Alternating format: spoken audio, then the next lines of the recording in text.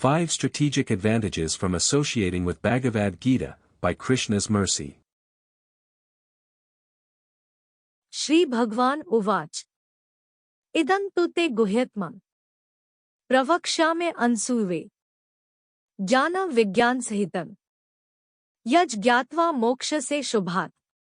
Quote, the Supreme Lord said, My dear Arjuna, because you are never envious of me, I shall impart to you this most secret wisdom, knowing which you shall be relieved of the miseries of material existence.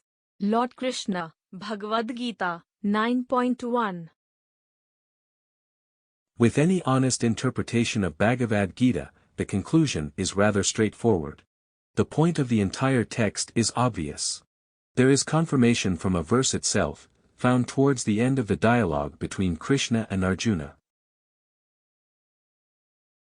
सर्वधर्मान् परित्यज्य माम् एकं शरणं व्रज अहं त्वा सर्वपापेभ्यो मोक्षयिष्यामि मा शुचा.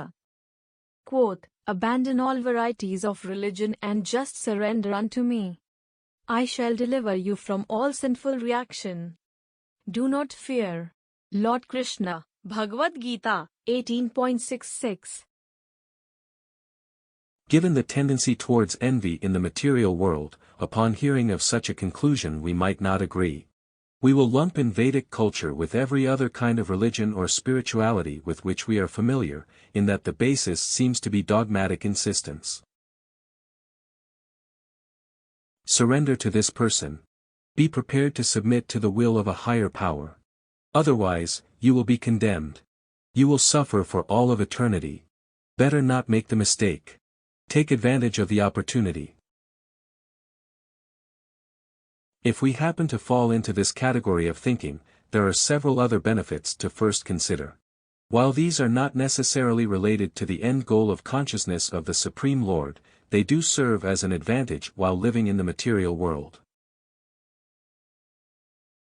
In other words, people are already after such benefits. With the association of Sri Krishna, we get help along the way. He guides us from within in the manner of connecting with him. The disciple named Arjuna already has the necessary qualities, and they are on the side of the divine. देवी संपद विमोक्षाय निबंधाया सुरी मता मां शुचा संपदन देवीं अभिजातोसी Pandav. Quote, the transcendental qualities are conducive to liberation, whereas the demonic qualities make for bondage. Do not worry, O son of Pandu, for you are born with the divine qualities. Lord Krishna, Bhagavad-gita, 16.5. The divine qualities bring us closer to the highest destination, whereas the qualities in the opposite direction are considered demoniac. The transcendental qualities found in Arjuna made him eligible for winning Krishna's favor, which is the best advantage a person can think of. 1. Kind-heartedness. Arjuna is kindness personified. He is so benevolent that he does not want to harm others who are actually worthy of punishment. Arjuna would rather accept the punishment for himself. While this is a difficult platform to reach, there is the advantage in that one is not constantly struggling to find outlets for their misery. 2. Non-enviousness. Quote, one kind of khala, the snake, can be pacified simply by mantras or by the action of a particular herb. Mantra voshadhi vasha sarpa khala kena nivaryate.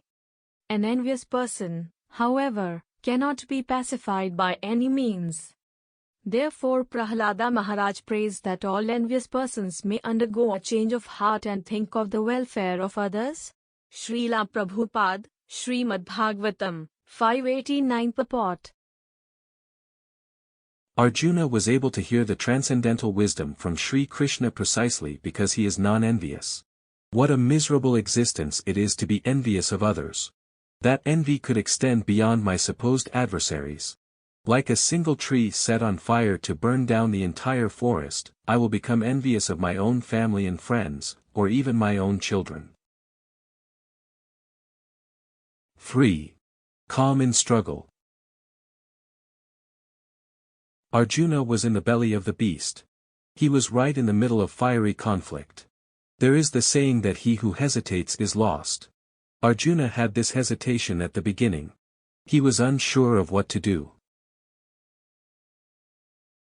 Fortunately, Krishna was there to guide him. The guidance is available for every person. After all, it is the mind which determines the nature of a particular situation. A person can be amidst chaos and find peace. They can also be within inauspicious circumstances, but remain positively situated. मनो हि हेतुः सर्वेषामिन्द्रियाणां प्रवर्तने शुभाशुभा स्वस्थासु तच्च मे सुव्यवस्थितम्. Quote, it is certainly the mind that is instrumental in causing the senses to act in ways that lead to either auspicious or inauspicious conditions. And my mind right now is positively situated. Hanuman, Valmiki Ramayana, Sundarakand, 11.41. 4. Focus in a task. If I have a task to complete, will distractions help me? If I am having trouble focusing, is that a good thing? Would not I prefer to be focused, to see the assignment through to completion? Arjuna was able to find proper focus, both in the task and the result to be gained. The words of instruction from Krishna were not a distraction. They helped to strengthen the resolve, to be resolute in the mission. व्यवसायात्मिका बुद्धिर एके कुरुनंदन बहुशाखा है अनंताश्च बुद्धयो व्यवसायिनाम. Quote, those who are on this path are resolute in purpose, and their aim is one. O beloved child of the Kurus, the intelligence of those who are irresolute is many-branched. Lord Krishna, Bhagavad-gita, 2.41. 5. Humble in success and defeat. If we understand that outcomes are essentially out of our control, it is easier to be humble. Otherwise, there is only frustration. I become so proud of my successes, but then later devastated by the defeats. Material nature must first cooperate for any result to manifest. प्रकृतेः क्रियमाणानि गुणैः कर्माणि सर्वशः अहंकारविमूढात्मा कर्ताहम् इति मन्यते. Quote, the bewildered spirit soul, under the influence of the three modes of material nature, thinks himself to be the doer of activities, which are in actuality carried out by nature.